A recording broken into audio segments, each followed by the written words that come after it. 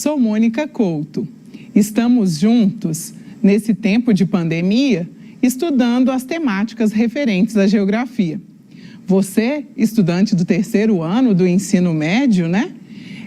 Precisa muito manter a continuidade nos estudos e estou aqui, então, para te ajudar no componente curricular Geografia. Na aula de hoje, vamos conversar sobre o processo de globalização. A gente sabe que o processo de globalização é um tema bastante extenso, um tema que tem muitos vieses, mas a gente vai fazer uma primeira introdução e, ao longo do tempo, a gente vai aprofundando em cada uma dessas temáticas. O que a gente vai, então, conversar hoje sobre o processo de globalização? A gente vai caracterizar o processo de globalização, ou seja, a gente vai pensar as singularidades desse processo, quais são as suas especificidades. Nós vamos também reconhecer as vantagens e as desvantagens desse fenômeno. Como você bem sabe, os fenômenos eles apresentam pontos positivos e negativos, e com a globalização não é diferente. Um ponto positivo que a gente já pode destacar é essa conexão aí que a gente tem entre os países, esses meios de comunicação, como, por exemplo, a internet. A gente consegue se conectar com os lugares quase que em tempo real. Mas essa mesma globalização que permite essa conexão, ela intensifica as desigualdades. A gente vai conversar sobre isso também. E para terminar, a gente vai identificar o meu papel, o seu papel enquanto cidadão, para que a gente construa uma outra globalização. Uma globalização que, embora traga todos esses avanços, seja uma globalização que pense nas pessoas, que tenha as pessoas como centro. E não tenha como centro simplesmente o capital e os meios de produção. Então, você deve estar aí se perguntando, já ouviu falar muitas vezes sobre esse termo globalização. Ouviu falar nos jornais, ouviu falar nas conversas informais. A gente tem muito hábito de dizer, vivemos num mundo globalizado. A gente usa muito esse argumento para dizer sobre essa interdependência, esse acesso que a gente consegue ter a bens e a serviços que fisicamente estão bem distantes da gente. Mas, mais uma vez, eu chamo a sua atenção. Essa globalização, embora ela interfira direta ou indiretamente na vida da sociedade como um todo, das pessoas do mundo, ela não chega da mesma forma para todos. Então, a gente vai conversar um pouquinho sobre isso também. Então, vamos tentar definir o que é globalização? Antes da gente tentar definir o que é globalização, a gente vai fazer essa definição associada à origem desse processo. Se a gente pensa globalização simplesmente como a integração de culturas, a globalização ela podia remontar os primórdios da humanidade, né? A partir do momento que os seres humanos fazem movimentos migratórios, a gente poderia considerar globalização. Mas globalização é mais do que simplesmente uma interação entre sociedades. É uma interação que gera transformação espacial. Então, a gente vai dizer que, e a maioria dos estudiosos dizem, que a globalização teve início, então, com as grandes navegações. Então, é a partir do momento que as nações europeias elas se lançam ao mar e começam a buscar novos territórios e estabelecer relações com esses territórios, e elas promovem alterações, tanto nos territórios que elas descobrem, conquistam, quanto nos territórios de onde elas se originaram, é aí que a gente diz que a globalização se iniciou. E a globalização ela vai se intensificando conforme as fases do capitalismo. Então, a globalização ela vai se tornar mais evidente quando a gente tem o processo da Revolução Industrial. A Revolução Industrial, além dela trazer uma nova possibilidade aí para o uso da natureza e para as relações que a gente estabelece com o ambiente, ela busca outros territórios para não só buscar essa matéria-prima, mas também para ser mercado consumidor dessa matéria-prima. E um outro momento, que é o que a gente vivencia, que o geógrafo Milton Santos vai trazer como o ponto máximo aí do processo de globalização, que não é só bonzinho, mas também é perverso, é essa revolução técnico-científico-informacional. Ou seja, atualmente a gente tem um desenvolvimento muito grande da técnica e esse desenvolvimento da técnica ele faz com que se reduzam as distâncias. Então estamos aí no auge do que a gente chama de globalização. O conceito de globalização, ele surge com esse nome pela primeira vez em 1985, quando esse escritor Theodore Levy, ele no seu livro sobre a globalização dos mercados, ele tenta fazer uma descrição do fenômeno histórico que o mundo vivia naquele contexto, da desestabilização da URSS, da União das Repúblicas Socialistas Soviéticas. Lembrando aqui, a gente se encontrava num contexto de Guerra Fria, né? Onde o mundo era um mundo bipolar. Tínhamos duas potências econômicas disputando territórios e o mundo, né? Estados Unidos e URSS. Então, a primeira vez que o conceito surge com essa nomenclatura que a gente aplica e utiliza tanto, foi nesse contexto.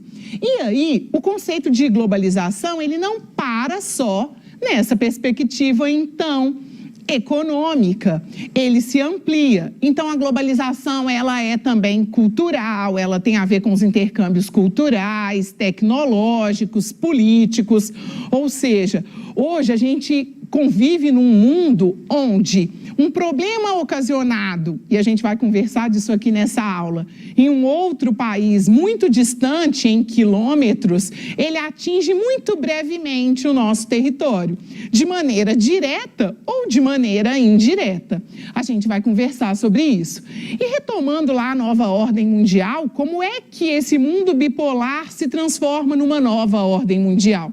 Se no contexto que a globalização surge, a gente tem a divisão do mundo entre duas potências, a concentração das forças na Guerra Fria, com o final da Guerra Fria e o enfraquecimento da União das Repúblicas Socialistas Soviéticas, a gente tem uma nova conformação. E que nova conformação é essa? A gente tem a queda do Muro de Berlim, a gente sabe que na Guerra Fria a Alemanha era o marco dessa guerra, era o território, era a nação que tinha sido dividida ao meio pelas duas potências, pelo Muro de Berlim. A gente vai ter a queda desse muro e a gente vai ter uma reorganização do espaço mundial e dos países. Aqui a gente tem a consolidação dos megablocos, os blocos econômicos que você já ouviu falar em outros anos, né? Na geografia e na história. Então, a gente tem a União Europeia, a gente tem o NAFTA, a gente tem o Mercosul, a gente tem os países se organizando de uma outra forma. Estados Unidos ainda não perde o seu poder central, falaremos sobre isso, né? O aumento das diferenças entre os países. De novo, a globalização, ela acirra as desigualdades entre países desenvolvidos e países em desenvolvimento. Lembra-se que é um fenômeno que atinge direta ou indiretamente todas as nações. Acelera-se a questão da robotização, da informatização. Estamos num mundo técnico, científico e informacional. O volume de informação, as descobertas, elas favorecem essa interação. Estamos caminhando, então, para pensar a caracterização desse fenômeno da globalização. Antes disso, vamos dizer da mundialização do capitalismo, né? Globalização, muitas das vezes, é chamado de mundialização, é chamada também de... A globalização significa aldeia global. Então, todos os fenômenos, todos os aspectos que se relacionam, então, a essa influência no mundo como um todo são considerados aí. Países, então, que se apresentam com mais força no contexto da globalização. Estados Unidos sai vitorioso da Guerra Fria, né? Mas acompanhado do Japão, da Alemanha, da França e do Reino Unido e posteriormente da China, são países que figuram aí como grandes economias. A China, por sinal, a segunda economia hoje no mundo, ficando atrás só dos Estados Unidos. E o que acontece com essas nações? O que essas nações passam a fazer? Como é que elas se estruturam? Amplia a atuação de empresas multinacionais. Uma característica da globalização são as empresas multinacionais e transnacionais. Ou seja, eu transfiro parte da minha produção para outros países. E por que eu faço isso? Eu tenho as possibilidades técnicas, né, informacionais, mas eu tenho também os fatores que são econômicos, né? Os países em desenvolvimento, eles precisam atrair para os seus territórios empresas. Então, eles isentam impostos, eles possuem matéria-prima geralmente próximas e com abundância. Eles apresentam mão de obra, então há um interesse da disseminação das multinacionais e das transnacionais. Hoje em dia, quando a gente compra um produto, às vezes a pessoa fez uma viagem aos Estados Unidos e volta muito feliz, tendo a certeza que comprou um produto norte-americano. Quando ela se atenta para a etiqueta, ela comprou no mercado norte-americano um produto que foi produzido, por exemplo, na Indonésia. Então, é só para a gente pensar o quanto a globalização e essas multinacionais, elas geram essa integração entre os países.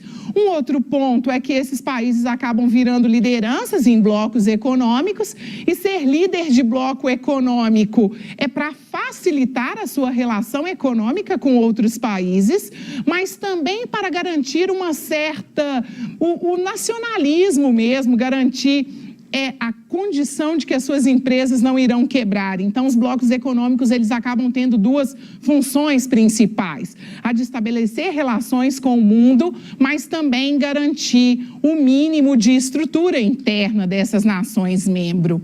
A gente tem o controle do comércio mundial, né? Você vai ter uma moeda volátil aí, você vai ter um dinheiro, às vezes, artificial. As bolsas de valores, elas operam durante todos os dias aí, vocês tem observado, né, nos noticiários, o tanto que tem variado, oscilado em função da pandemia.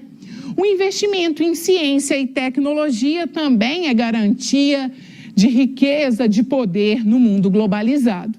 Algumas das características a gente já foi comentando, mas vamos passar mais especificamente por cada uma delas. O fortalecimento das relações internacionais, globalização pressupõe o intercâmbio e o diálogo entre as nações. A criação dos blocos econômicos, a gente já disse, tanto com esse caráter de ampliar o seu potencial econômico, mas também de resguardar a sua economia. Os avanços tecnológicos relacionados aos meios de comunicação e transporte. Se antes a gente levava dias para chegar ao Japão, atualmente com voo, com algumas escalas, e no máximo 2 dias você está do outro lado, se a gente do planeta, pensando o Brasil. O surgimento das multinacionais, que a gente já disse. Outras características importantes, informações importantes. Essa pegada de uma informação que chega até você em tempo recorde, né? Damos notícia de tudo o que acontece no mundo em um curto espaço de tempo, graças aos avanços tecnológicos, fibra ótica. Em contrapartida, a gente tem o aumento da concorrência. Se todo mundo tem visibilidade, de repente a minha indústria, que é tímida, aqui em Minas Gerais, por exemplo, ela perde por uma grande multinacional que produz com menor preço, porque produz em larga escala.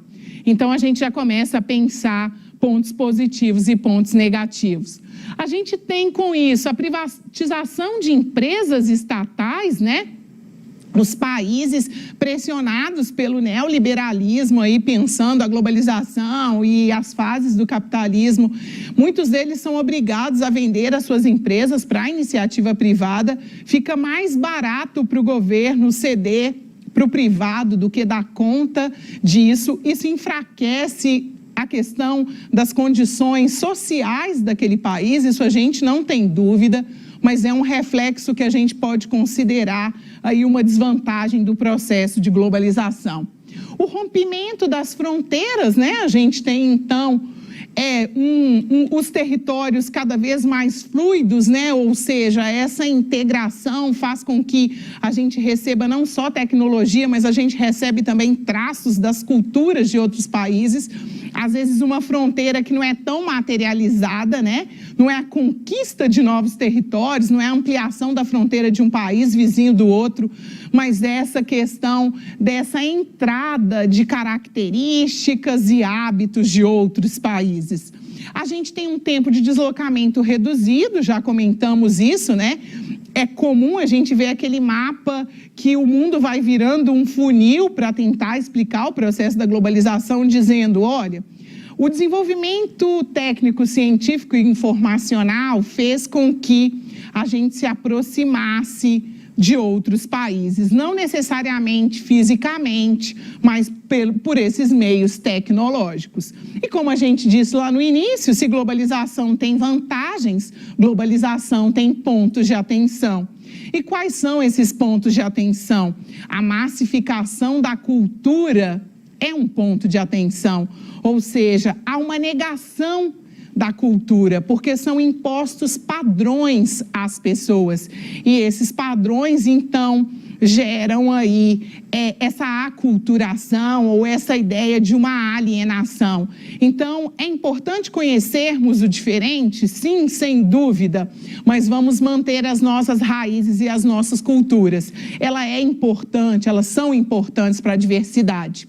A concentração da riqueza nos países desenvolvidos, líderes desses blocos econômicos, donos dos meios de produção e da tecnologia. Só 25% do que é produzido fica, então, para essas nações em desenvolvimento. A exploração excessiva da matéria-prima. A gente vive uma sociedade de consumo que precisa explorar com grande velocidade. Então, a gente precisa pensar o que podemos fazer para reduzir esse consumo. O uso da internet como veículo de propagação, não só de boas coisas, mas de problemas ilegais, pedofilia, né, pornografia. Então, é um outro ponto de atenção. As fake news, que têm dificultado tanto as relações entre os países e dentro de um próprio país. E aí, aqui só para representar, estamos nesse contexto, né, uma notícia: coronavírus e a globalização. Aí no próximo slide a gente tem um mapa da rota, né? O pessoal, os infectologistas construíram esse mapa para a gente pensar que uma doença que surgiu na China, ela ganha o mundo com grande velocidade. E ela traz para nós características de como é que somos dependentes da China, né? Quer dizer, na Europa, essa doença provavelmente chega nessas inter-relações econômicas e sociais. Então, é para a gente fazer um pouco dessa reflexão, que vivemos num mundo globalizado. Então, se o vírus ele sempre existiu, é preciso a gente pensar que hoje em dia é necessário pensar outras formas de governança. Não dá para pensar só o nosso Estado, é preciso pensar no global. Aqui eu trago, né, uma possibilidade. Milton Santos ele vai dizer por uma outra globalização, essa globalização que se centraliza não só no capital, mas nos seres humanos e no ambiente. A gente tem um item fresquinho do Enem do ano passado, né, quando o Papa veio ao Brasil aí, e ele fez o segundo encontro em Santa Cruz de la Sierra, na Bolívia, e eles pegaram uma frase do Papa para fazer um item da prova: a globalização da esperança que nasce dos povos e cresce entre os pobres deve substituir essa globalização da exclusão e da indiferença. Então, vai ao encontro do que Milton Santos diz sobre uma outra globalização, mas vai ao encontro também do que a gente precisa pensar enquanto globalização. E aqui no texto há uma crítica à disparidade econômica, né? O Papa deixa claro que a gente precisa de uma globalização da esperança e não da exclusão. E a globalização da exclusão, ela passa pela disparidade econômica. Então, a gente viu na aula de hoje, né, já chegando ao fim aí da nossa aula, que a globalização é esse fenômeno de intercâmbio mesmo entre os países, não só cultural, econômico, político. A gente viu que o processo de globalização influencia direta ou indiretamente nossas vidas, né? A gente precisa ter capital para ter acesso a essa globalização, mas a gente sofre os fenômenos e que é possível pensar uma outra globalização. Uma globalização que não centre no capital, simplesmente, mas que centre nas relações entre os seres humanos e nessa relação que esse ser humano precisa estabelecer com esse ambiente, pensando a sustentabilidade. Então, considerando que você é esse estudante do terceiro ano do ensino médio que deseja ser aprovado não só no terceiro ano, mas no Enem e onde você, né, desejar, onde os seus sonhos te levarem, eu confio, né, na sua aprovação. Então, você é aprovado, né? Até breve, até a nossa próxima aula, até o nosso próximo encontro.